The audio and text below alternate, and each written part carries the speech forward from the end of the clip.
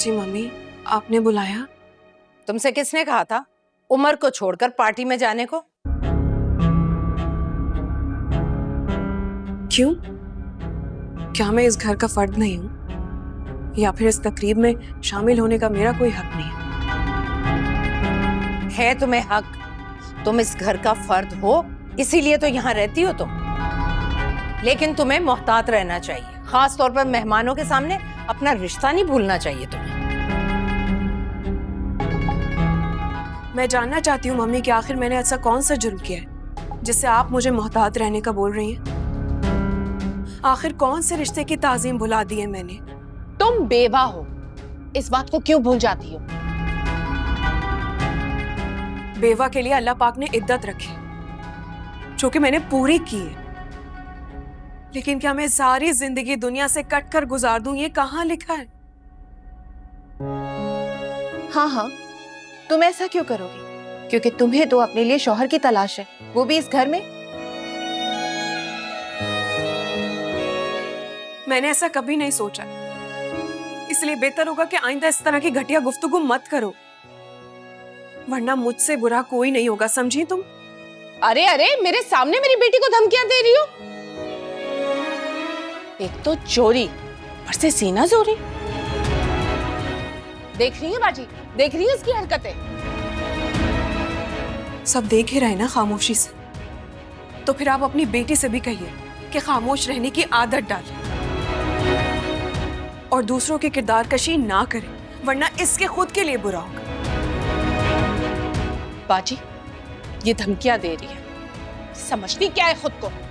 हाँ, सुन रही हूँ और सोच रही हूँ कि इसके मुंह में जबान किसने दी है।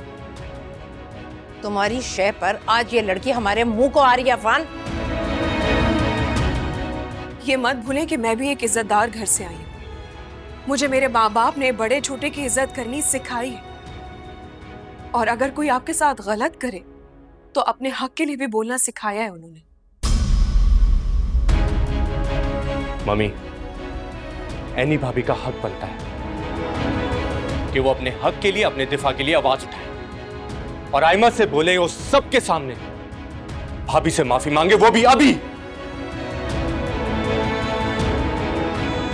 मैं किस लिए माफी मांगू? सबूत दिखाया है मैंने सबको। और एनी, तुम जो इतना नाच रही हो ना, ये लो तुम भी देखो।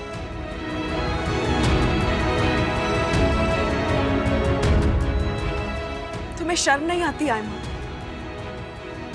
दूसरों की तस्वीरें छुपकर बनाते हुए और फिर उन्हें सबके सामने गलत रंग दे दिया तुमने। और आप क्यों नहीं इससे पूछती कि आखिर इसने क्या सोचकर ये पिक्चर्स बनवाई हैं?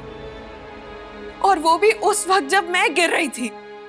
अफान क्या उसकी जगह कोई और होता तब भी कोई मुझे पकड़ सकता था, और सिर्फ इस बात को इसने इतना घटिया रंग दे दिया। इसका असली चेहरा सबके सामने आ गया तो मासूम बन रही है ये।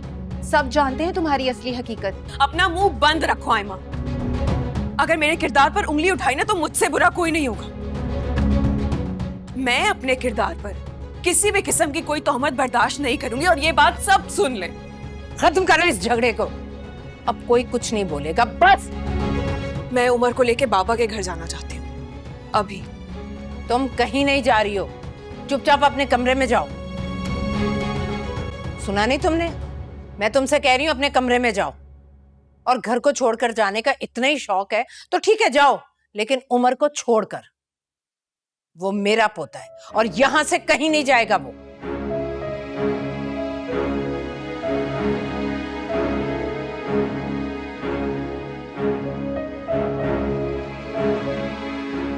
मम्मी, अच्छा फैसला किया आपने। क्या क्या कहा तुमने? अच्छा फैसला?